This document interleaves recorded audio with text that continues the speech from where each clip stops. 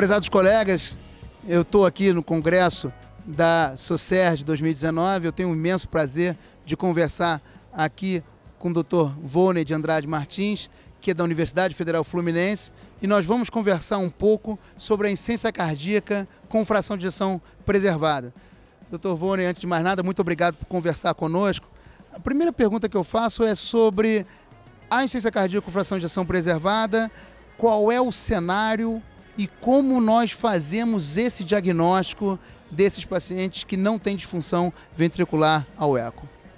A forma da insuficiência cardíaca com fração de ejeção preservada, ela é nova na cardiologia. Então, assim, durante esses últimos anos, nós tivemos alterações, mudanças em critérios diagnósticos. As pessoas sequer acreditavam que ela existia. Isso começa quando, num trabalho pequeno, em pacientes que chegam em edema agudo de pulmão na emergência lá em Nova York, se faz a cateterização e se mostra que quando saem do edema agudo, esses pacientes têm pressões elevadas de enchimento com fração de ejeção normal. Depois começam os critérios, ainda duvidosos, ao eco.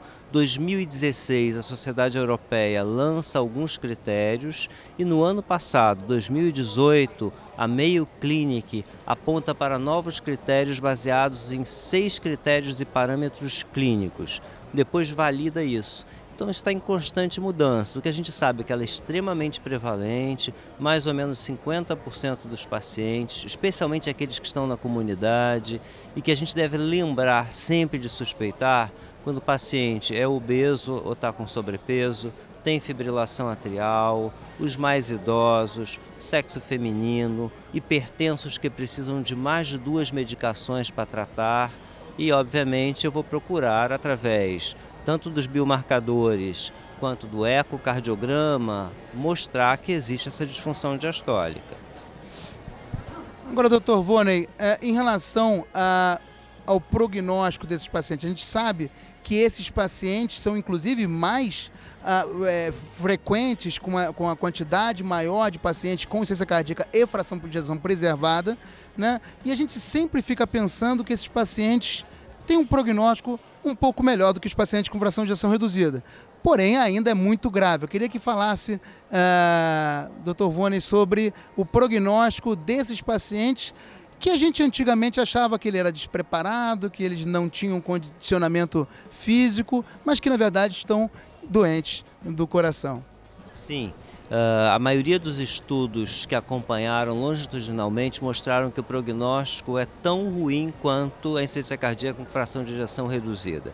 Então, assim, é um engano a gente imaginar que por ele ter ICFEP é um doente que o prognóstico benigno e que eu não preciso tratar de maneira mais agressiva. Muito pelo contrário, é um doente do diagnóstico mais difícil, é mais difícil reconhecer e o prognóstico é muito ruim. Quando a gente compara, as curvas são muito parecidas de mortalidade em 5 anos desses doentes. Então a gente tem que estar sempre atento a eles, né? Agora, a minha última pergunta foi lançada aqui no Congresso da SOCERJ, um manual, inclusive o senhor participou de maneira efetiva, um manual de insuficiência cardíaca para principalmente atenção básica. Então vamos nos voltar aos médicos que estão lá na base, que estão na atenção básica ou que estão nos consultórios, estão fazendo cardiologia clínica.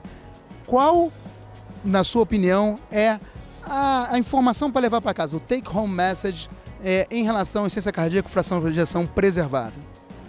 Sempre pensar nesse diagnóstico. Muitas vezes eu estou atendendo um paciente hipertenso e eu o vejo apenas como hipertenso, apenas como obeso e não consigo enxergar esse conjunto. Então, diante desses sinais de alerta, obesidade, hipertensão de difícil controle, eu tenho que pensar que por trás disso está essa síndrome de prognóstico ruim e que eu preciso tratar de maneira agressiva e acompanhar. Ou seja, não negligenciar esse diagnóstico. Aquele meu doente hipertenso que está no posto, na unidade básica de saúde, às vezes que imagino que tenha um prognóstico favorável, basta apenas usar o remédio da pressão, eu tenho que imaginar que ele tem a síndrome de insuficiência cardíaca com fração de ejeção preservada. Pensar no diagnóstico. Dr. Volney, eu quero agradecer, muito obrigado por conversar conosco, parabéns pelo manual que foi lançado aqui no Congresso, obrigado por compartilhar conosco o seu conhecimento. Obrigado. Obrigado, eu agradeço a oportunidade, que todos que queiram ter acesso ao manual, ele vai estar disponível no site da Socerj durante todo o ano, além de ter sido distribuído aqui no Congresso. Obrigado.